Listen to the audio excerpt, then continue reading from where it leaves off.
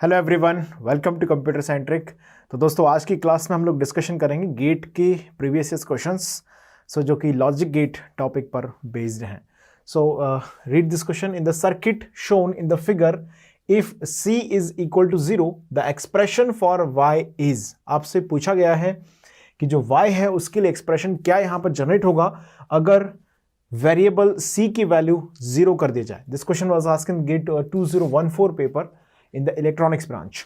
तो कुछ क्वेश्चंस मैं इलेक्ट्रॉनिक्स इलेक्ट्रिकल IN ब्रांच के भी आपको कराऊंगा for the conceptual buildup purpose. Okay, so screen को पॉज करें और फटाफट से इस क्वेश्चन को आप नोट कर लें। पॉज करें स्क्रीन को and immediately note this question down.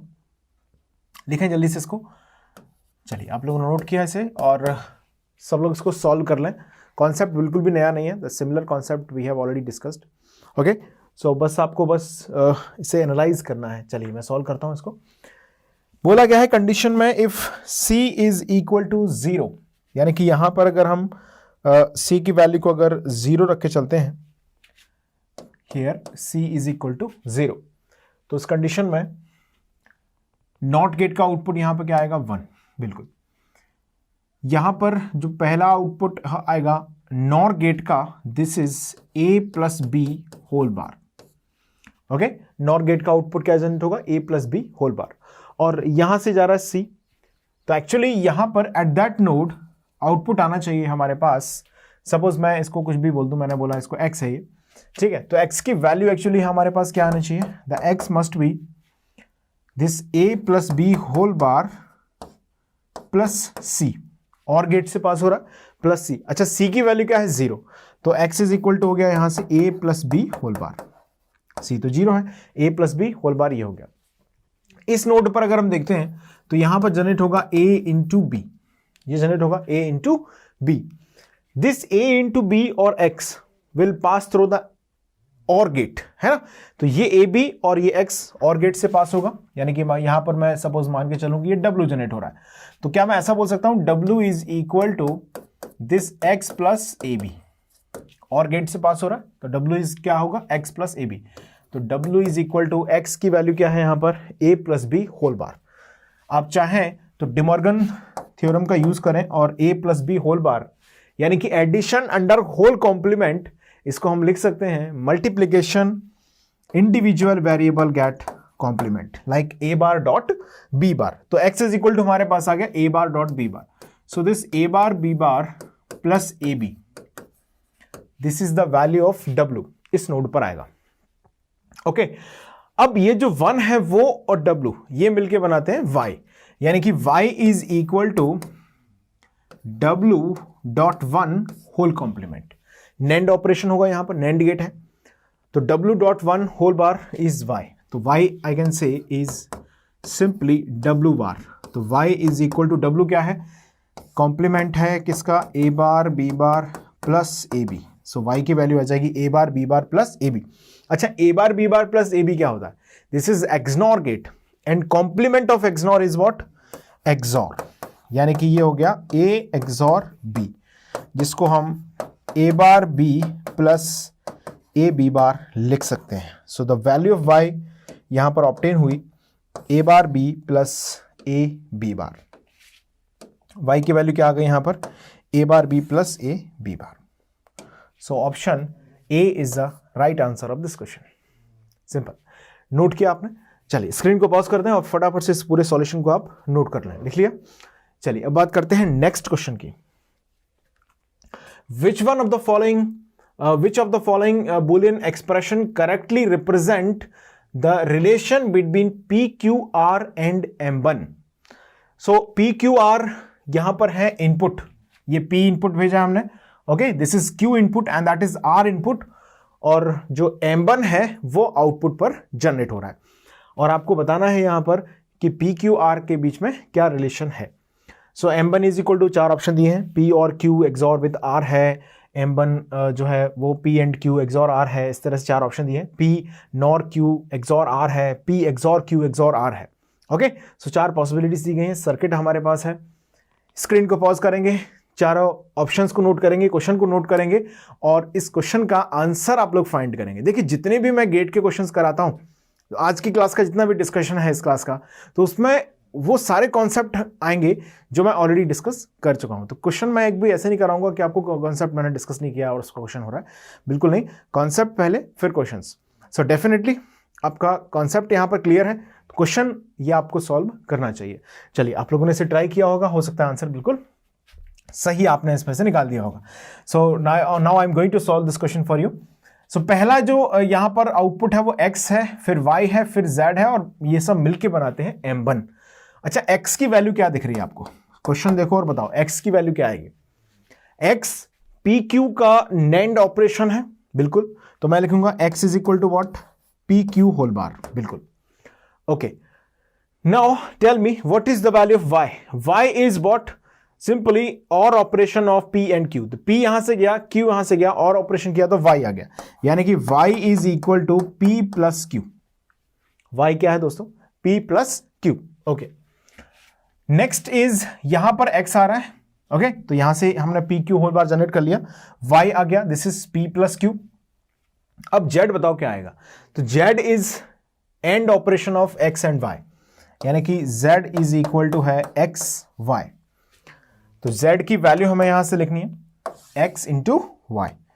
So x की वैल्यू है as usual P Q whole bar, तो z इज इक्वल टू आ गया P Q whole bar into Y, यानी कि p plus Q into P plus Q. इतना आगे समझ में? यहां तक हमने z लिख लिया। अब जो z है और r, इनका एक्सॉर है m1, सिंपल। तो पहले हम थोड़ा इसको सिंपल कर लेंगे। देखिए क्या करते हैं, z इज इक्वल टू, अच्छा पी क्यू होल बार को मैं डिमॉर्गन्स थ्योरम से क्या लिख सकता हूं, p plus Q whole bar लिख सकता हूं, बिल्कुल। तो क्या लिखेंगे इसको, बोलो। p plus Q whole bar को हम लिख सकते हैं, sorry p bar plus Q bar, ऐसे लिख सकते हैं। De Morgan multiplication under whole complement can be written as addition with individual variable get complemented. तो हमने ऐसे लिखा p bar plus Q bar into p plus q। so this is the value of z। अब आप इसको या तो multiply कर लें इस तरह से, ओके, p बार का मल्टीप्लाई p से किया, p बार का मल्टीप्लाई q से किया, ठीक है, और फिर q बार का p से, q बार का q से, या हम एक थ्योरम इसमें लगा दें। कौन सी थ्योरम? Transposition theorem. और मुझे याद है इसलिए मैं थ्योरम लगा रहा हूं। आपको अगर थ्योरम रिकॉल नहीं होती है उस समय पर, तो आप बिल्कुल मल्टीप्लाई करें, बिल्कुल सेम आंसर आएगा, कोई नई चीज नहीं है। तो क्या आएगा, z इज इक्वल टू, यहां से the value of z is here is equal to, ये p बार है, यहाँ p है, यहाँ q बार है, यहाँ q है, तो p बार के साथ जो दूसरा टर्म है उसके साथ p का इसका मल्टीप्लाई होगा और उसके साथ इसका मल्टीप्लाई हो जाएगा, यानी कि ये आएगा p बार q प्लस p q बार। ये एक्सप्रेशन बहुत जाना पहचाना सा है, p bar q plus p q bar. This is what, this is p XOR q, यानी कि हमें z की वैल्यू मिल गई है, z की वैल्यू हमारे पास आई है, that is p XOR q। Okay, अभी हमको m1 पूछा है, तो z यहां से मिल गया हमको। अब ये r आ रहा है, तो r एंड z का एक्सॉर है m1, यानी कि दोस्तों m1 is equal to, as from the circuit, z XOR r। What is the value of z की वैल्यू है p XOR q, this is XOR with r। सो ये आंसर हो जाएगा फाइनल आपका, m1 इक्वल टू हो जाएगा p XOR q XOR r। मतलब इसमें कुल मिला के 3 इनपुट एक्सॉरिंग हो रही है, इतना सा क्वेश्चन है। तो पहला ऑप्शन है p और q एक्सॉर r, नहीं है, गलत हो जाएगा। सेकंड ऑप्शन है p एंड q, नहीं है। Third p nor q, and the fourth is p XOR q XOR r। So option D is the right answer of this question. चलिए screen को पॉज करें, इसकी कंप्लीट सॉल्यूशन को आप लोग नोट कर लें। जल्दी से स्क्रीन को रोक दें और फटाफट से इसके सॉल्यूशन को आप नोट करें। Let's write the another question. Now read this question and pause the screen right now and immediately find its answer. This question is based on simple read the question, find the answer. इसमें कोई calculation आपको नहीं करनी पड़ेगी। Read करते हैं question को, देखिए। A universal logic gate can implement any boolean function by connecting sufficient number of them appropriately. तो इन्होंने बोला है पहले यूनिवर्सल गेट क्या है, तो इन्होंने बोला है कि universal get can implement any Boolean function, एक ऐसा लॉजिक गेट जिसको सफिशिएंट नंबर में कनेक्ट करने पर किसी भी लॉजिकल एक्सप्रेशन को इंप्लीमेंट किया जा सकता है। ये डेफिनेशन हम पहले से जानते भी हैं, है ना, मैंने लास्ट क्लासेस में डिस्कशन किया इसका। तो फिर बोल रहे हैं 3 गेट्स आर शोन, तो 3 गेट यहां पर दिखाए गए, एक और गेट है, एक एंड गेट दिखाया है। F1 जो है वो एंड गेट है, सॉरी और गेट है। F2 या गेट 2 जिसको बोला है वो एंड गेट है, और जो थर्ड गेट है वो x बार प्लस y आपको दिया गया है। गेट 3 क्या है, gate 3 G3 F3 that is x bar plus y।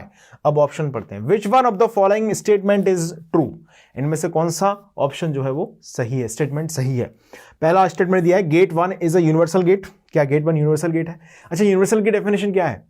जो सभी लॉजिकल एक्सप्रेशन को इंप्लीमेंट कर दे, ये डेफिनेशन भी है। और डेफिनेटली हमने ये बोला था कि तो 3 बेसिक ऑपरेशन होते हैं, नॉट एंड और, जो इन तीनों ऑपरेशन को परफॉर्म कर सके वही यूनिवर्सल गेट है। इसका डिस्कशन मैंने ऑलरेडी किया हुआ है। तो this x bar plus y, let me recall it for you, है ना। कॉम्प्लीमेंट ऑफ कॉम्प्लीमेंट अगर हम लगा दें तो कॉम्प्लीमेंट अंडर x डॉट y bar, so this is F3।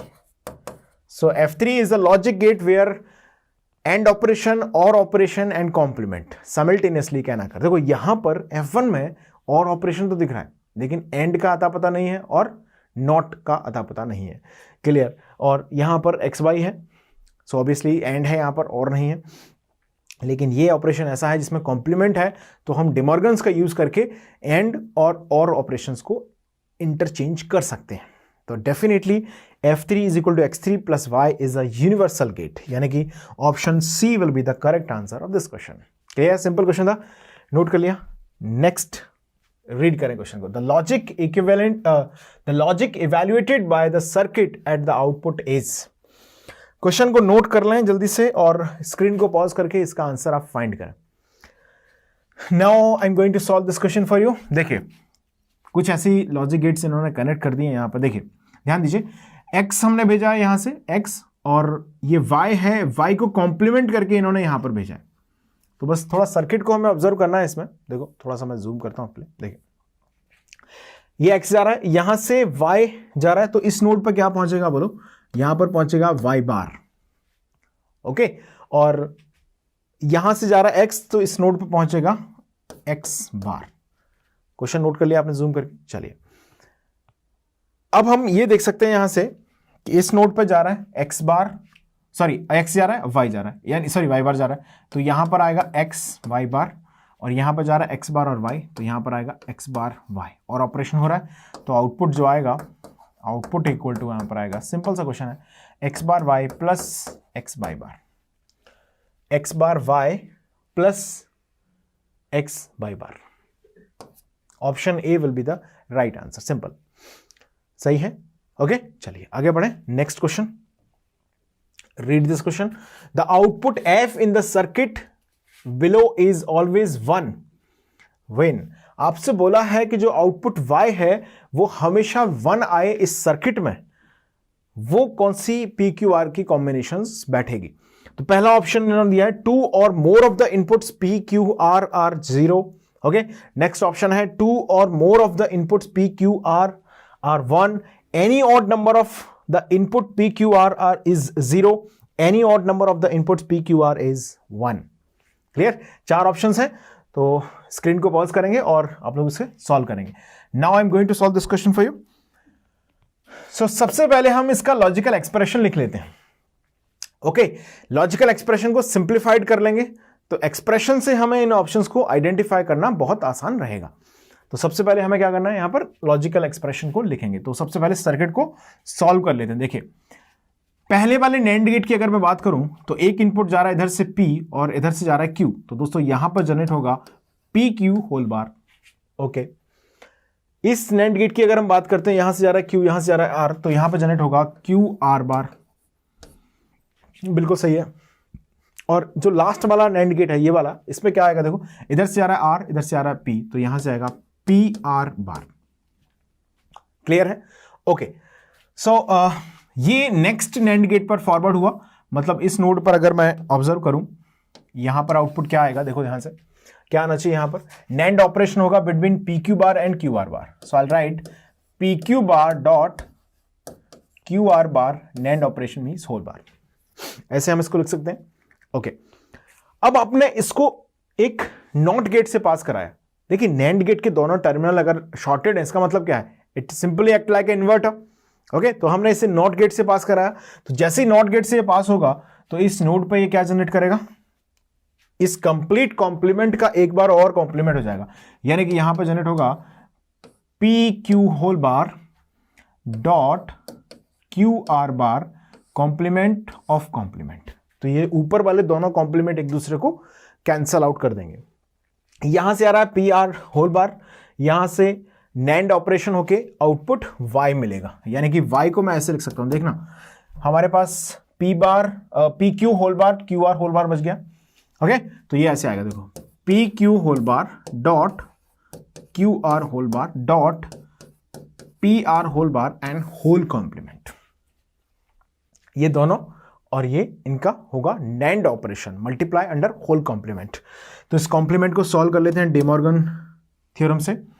तो y इज इक्वल टू हमारे पास आएगा, y is equal to this P Q complement of complement plus this Q R complement of complement plus this P R complement of complement.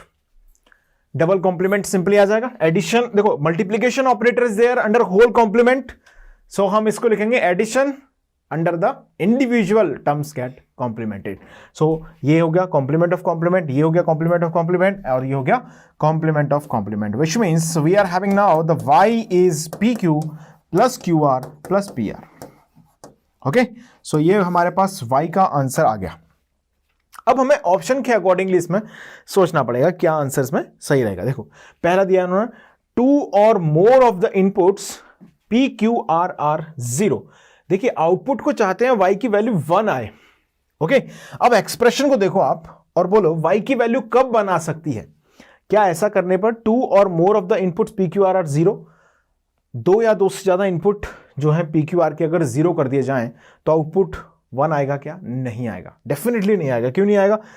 देखो आपने अगर दो input यानी कि सपोज मैंने बोला p equal to 0 q equal to 0, तो क्या होगा देखो p0 q0, तो ये 0 ये 0। ओके, और यहां पर आपने p को 0 लिया तो ये भी 0, तो y आ जाएगा 0। तो पहला ऑप्शन जो है वो गलत है। दो इनपुट को ही 0 करने पर भी आंसर 0 ही आ जा रहा है। ठीक है, दूसरा ऑप्शन क्या कहता है, टू और more of the input P Q R are 1। अगर दो या दो से ज्यादा इनपुट्स को 1 कर दिया जाए, सपोज मैंने बोला कि p equal to 1 and q is equal to 1, क्या इस कंडीशन में आउटपुट लॉजिक बनाएगा? देखो देखते हैं, p 1 रखा q 1 रखा, तो 1.1 1 प्लस 0, क्योंकि हमने सपोज मान लिया कि r भी 0 है, और मोर भी उन्होंने बोला है, लेकिन मोर तक नहीं जाए, पहले हम 2 पे ही देख लें कितना हो रहा है। तो r 0 है, तो r 0 पर देखो ये भी 0 ये भी 0, लेकिन ये 1, तो 1 प्लस 0 यानी कि y आएगा 1। क्लियर है? तो y इज इक्वल टू 1 इसमें आ सकता है बिल्कुल। अच्छा, टू और मोर ऑफ द इनपुट मतलब तीनों को 1 कर दें, p is equal to q is equal to r is equal to 1, तो उस कंडीशन में भी यहां पर डेफिनेटली y 1 आएगा। So our option B is the absolutely right answer. You may also go for the option C and D, but particularly इस question में हमें आंसर मिल गया, option B will be the correct one. चलिए option C और D को भी एक बार नोटिस कर लेते हैं। बोला है इन्होंने any odd number of the inputs P Q are is 0। ये बोल रहे हैं कि odd number of inputs P Q are is 0, यानी कि ऑड नंबर का मतलब हो गया कि या तो p इक्वल टू 0 रखा जाए, q equal to 1, r is equal to 1 रखा जाए, ऑड नंबर ऑफ इनपुट का 0 करने को बोल रहे हैं। ओके, या फिर ये बोल रहे हैं कि तीनों को, ऑड नंबर का मतलब क्या होगा कि या तो एक इनपुट 0 हो कोई एक, या तीनों 0 हो। तो डेफिनेटली ऐसा हो p0 q0 r0। ओके, तो या तो ये सिचुएशन हो या फिर ये सिचुएशन हो। अब ऐसा हो सकता है कि p1 हो q0 हो r1 हो, ठीक है, या फिर r0 हो pq दोनों 1 हो। तो अल्टीमेटली एक इनपुट को 0 रखने पर और बाकी दो को 1, या फिर तीनों को 0 रखने पर क्या ये 1 आता है? बिल्कुल नहीं आएगा, देखो 0 हो जाएगा। तो ये भी ऑप्शन हमारा जो है वो इनकरेक्ट है। फिर ये बोल रहे हैं कि odd number of inputs P Q are को 1 रखने से क्या होगा? तो अगर मान लीजिए ये बोल रहे हैं कि p को 1 रख लें और q को 0 r को 0 रख दें, तो क्या इस कंडीशन में आउटपुट हमको 1 मिल सकता है? देखो चेक करो, बिल्कुल नहीं मिलेगा, है ना। तो Q 0 है, R 0 है, तो डेफिनेटली ये भी 0 हो जाएगा, ये भी 0 हो जाएगा, तो Y आपको फिर 0 मिलेगा। मतलब ऑप्शन डी भी नहीं हो सकता किसी भी कंडीशन में। तो option A, B, C, D में से सिर्फ ऑप्शन B जो है वो जस्टिफाइड है। That's will be the answer. आपने अगर ये एक्सप्रेशन लिख दिया फिर तो बस जस्ट लैंग्वेज बच गई समझने को, nothing more than that. Note कर लिया, आंसर आ गया है। चलिए अब नेक्स्ट क्वेश्चन देखते हैं। Read this question. Consider the logic circuit with input signal test. एक इनपुट सिग्नल इन्होंने नाम रखा है उसका test. Okay, shown in the figure, all gates in the figure shown have identical non zero delay.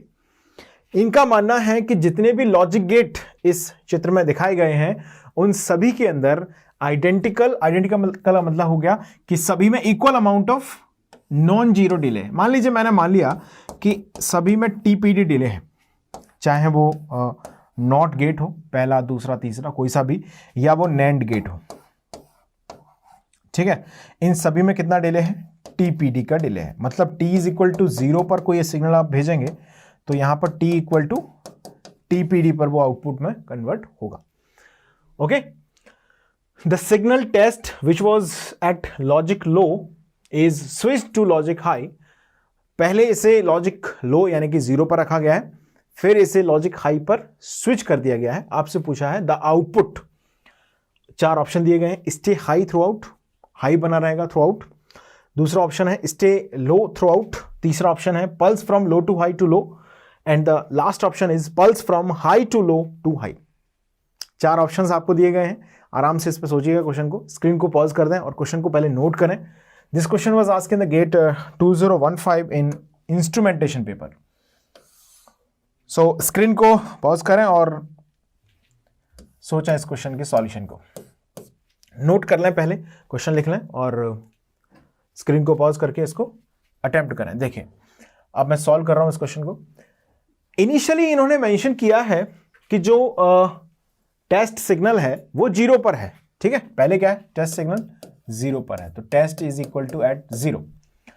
Test 0 पर है तो उस कंडीशन में आउटपुट हम जान लेते हैं क्या आएगा। बताओ क्या आएगा? टेस्ट 0 पर है तो आउटपुट क्या आएगा? बोलो क्या आना चाहिए? सर्किट को ऑब्जर्व करो और देखो क्या आएगा आउटपुट। बोलो क्या आना चाहिए? ध्यान दो। हमने बोला 0 है तो इस नोड पर 0 है, बिल्कुल सही बात है। अब अगर ये 0 इस नॉट गेट पर जाएगा तो that 0 will be transform into the 1 definitely. Okay, ये 1 हो जाएगा 0 और ये 0 हो जाएगा 1। करेक्ट है। ये 0 से 1, 1 से 0, 0 से 1, यानी कि 0 1 इस पर अप्लाइड है। अच्छा, नैंड गेट पर 0 1 का मतलब क्या होता है? नैंड गेट पर कोई एक इनपुट भी अगर 0 है, कोई एक इनपुट भी क्या है? अगर 0 है तो आउटपुट आता है 1। तो आउटपुट यहां पर पहले से मेंटेन्ड है लॉजिक 1। ये बहुत शुरुआत से चला आ रहा है, इसमें ऐसा बोला है इन्होंने, है ना, कि इनिशियली ये क्या रखा गया था? The signal test was at logic low. Okay, अब उसे लॉजिक लो से टेस्ट को हाई कर दिया गया है। मतलब टेस्ट सिग्नल को इन्होंने क्या किया? टेस्ट को इन्होंने 1 कर दिया। हालांकि ये क्वेश्चन बहुत सिंपल है, लेकिन इसको 1 टाइम अगर आप सॉल्व करोगे और जल्दी से आंसर निकालने की कोशिश करोगे, you will make a mistake और आपका आंसर गलत आ सकता है इसमें, ठीक है। तो मैं इसलिए आपको एक बार वार्निंग दे रहा हूं। अभी भी आप चाहें तो स्क्रीन को पॉज करें, उसको करेक्ट आंसर को इसके फाइंड करें। हो सकता है आपने आंसर निकाल लिया हो और आप खुश होगा, बट हो सकता है आपका आंसर गलत आ रहा हो। So please check it again. Have you checked it? और आपका आंसर मॉडिफाई हुआ है या फिर वही आंसर अडिक है? जो भी है मैच करना आप लोग, मैं आपको सॉल्व कर रहा हूं। ओके, देखिए सो सबसे पहले इसमें हम देखें तो टेस्ट को जैसे इन्होंने 1 किया, मान लीजिए हमने बोला कि ये t इज इक्वल टू 0 पर इन्होंने ऐसा किया। t 0 से पहले इसमें टेस्ट सिग्नल को 0 पर रखा था तो आउटपुट 1 बना हुआ था। क्लियर? अब आउटपुट क्या होगा? बोलो। टेस्ट को हमने 1 किया है जैसे ही। अब यहां पर जैसे ही मैं बात करूं तो देखो, अब क्वेश्चन को हमें पढ़ना पड़ेगा ध्यान से। क्या क्वेश्चन में बोला गया है? क्वेश्चन में बोला गया है कि जो लॉजिक गेट्स हैं उन सभी के अंदर आइडेंटिकल और नॉन जीरो डिले है। मतलब सभी का प्रोपगेशन डिले मैं कुछ भी मान सकता हूं अपने मन से। 1 नैनो सेकंड मान लिया मैंने, तो 1 नैनो सेकंड इसका है, 1 नैनो सेकंड इसका है, 1 नैनो सेकंड इसका है, 1 नैनो सेकंड इसका है।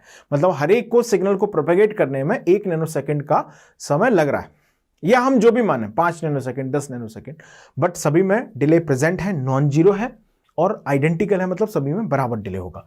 तो जैसे आपने t इज इक्वल टू 0 पर टेस्ट को 1 किया, तो क्या मैं ऐसा बोल सकता हूं यहां पर तुरंत ये 1 पहुंच जाएगा, लेकिन अभी यहां पर क्या रहेगा 0, क्योंकि यहां पर जब तक ये सिग्नल को प्रोपेगेट नहीं कर देंगे तीनों नॉट गेट, तब तक यहां पर 0 बना रहेगा जो पहले से था, है ना। तो 1 0 कॉम्बिनेशन आउटपुट पे क्या देगा, बोलो क्या देगा, यानी कि after 1 TPD, after 1 TPD y is equal to, या आउटपुट लिख दूं मैं इसको सीधे, आउटपुट इज इक्वल टू कितना आएगा, अभी भी क्या मिल रहा है इसको, एक TPD हो गया, लेकिन अभी इसको क्या मिल रहा है यहां से 1 0 कॉम्बिनेशन। देखो यहां पर हमने 1 कर दिया है, कोई दो राय नहीं है इस बात में, लेकिन आफ्टर 1 TPD 1 0 ही यहां पर रहेगा, तो आउटपुट पर क्या मिलेगा, अभी भी आपको 1 मिलेगा। करेक्ट है, ओके। अब देखिए ध्यान दीजिए, यहां से एक मिनट, देखो पहले यहां पे क्या था, I was making mistake, let me cross check it. देखिए वैसा ही करता हूं उसको, पहले यहां पर था 0, देखिए पहले यहां पर था 0, ओके, यहां पर था 1, तो अब यहां पर हमको आउटपुट मिल रहा था 1, ठीक है, 1 आउटपुट मिल रहा था t इज इक्वल टू 0 से पहले। अब जैसे हमने टेस्ट सिग्नल को यहां पर 1 किया, तो हुआ क्या, देखिए टेस्ट सिग्नल को हमने जैसे 1 किया, तो सडनली यहां पर ये 1 हो गया, लेकिन ये 1 यहां पर बना रहा, ये तो 1 हो गया, लेकिन यहां पर क्या बना रहा, 1 बना रहा, क्योंकि ये जब तक 3 TPD नहीं होंगे तब तक ये चेंज नहीं होगा। तो यहां पर तो हमने 1 भेज दिया, लेकिन यहां भी अब 1 बना हुआ है, तो आफ्टर 1 TPD ये 1 1 इसको मिल गया, तो आफ्टर 1 TPD 1 1 भेजेंगे नैंड गेट पर, तो आउटपुट जनरेट कर देगा 0, यानी कि अब आउटपुट हो गया है 0, और उसी TPD के दौरान ये 1 यहां से यहां पर आ गया 0 बन गया। ओके, आफ्टर 1 मोर TPD, एक और TPD के बाद आउटपुट का क्या स्टेटस होगा, बोलो क्या होगा। आफ्टर 1 मोर TPD भी अगर हम देखें तो यहां पर इसको 1 1 ही मिल रहा है अभी भी, लेकिन ये 0 अब यहां पर आ चुका है, तो हम बोलेंगे आउटपुट अभी भी 0 पे बना हुआ है। बिल्कुल सही बात है, ओके। अब ये 1 यहां पर आ चुका है, अब मैंने बोला आफ्टर 1 मोर TPD, यानी कि ये था t is equal to TPD, ये हुआ t is equal to 2 TPD, और ये हुआ t is equal to 3 TPD। तो एक और TPD के बाद अगर आप देखें तो यहां पर ये ट्रांसफर जरूर हो गया, लेकिन अभी भी आउटपुट क्या बना हुआ है, आउटपुट अभी भी बना हुआ है 0। अब देखिए यहां पर अब ये 1 है, क्योंकि ये तो टेस्ट सिग्नल से आया डायरेक्ट, और ये हो गया है 0, तो अब ये 1 0 कॉम्बिनेशन किसको मिलेगा, नैंड गेट को। तो 1 0 पर, तो अब जैसे मैंने बोला t is equal to 4 TPD, यानी कि एक और TPD के बाद अब आउटपुट क्या होगा, यहां पर पहुंचा है 0, यहां पर पहुंचा है 1, तो 1 0 कॉम्बिनेशन आउटपुट को कर देगा 1। मतलब आउटपुट की जो वैल्यू है वो पहले हाई रही होगी, हाई, फिर लो बनी रही होगी 3 TPD तक, ओके, फिर से हाई हो गई होगी, यानी कि एक TPD के बाद हाई से ये लो, फिर ये लो बनी रहेगी फॉर द नेक्स्ट 3 TPDs, और फिर से ये हो जाएगी हाई। तो ऑप्शन हमारा जो सही होना चाहिए वो होगा pulses from high to low to high, pulses from high to low to high. So option D will be the right answer of this question. बहुत जल्दी में हम जब आंसर निकालते हैं तो हम बोलते हैं stay high throughout. That stay high throughout will be correct if there is a no propagation delay, यानी किसी भी लॉजिक गेट के अंदर कोई प्रोपगेशन डिले अगर नहीं है तो उस कंडीशन में ये लॉजिक का जो आउटपुट है वो हाई बना रहेगा थ्रू आउट। अदरवाइज यहां पर डेफिनेटली जो है आउटपुट वो स्विंग करेगा 1 से लो फिर से हाई। क्लियर है क्वेश्चन सभी को? तो in the next class onwards we will discuss some more question based on the logic gates. That will be enough for this class. Thank you.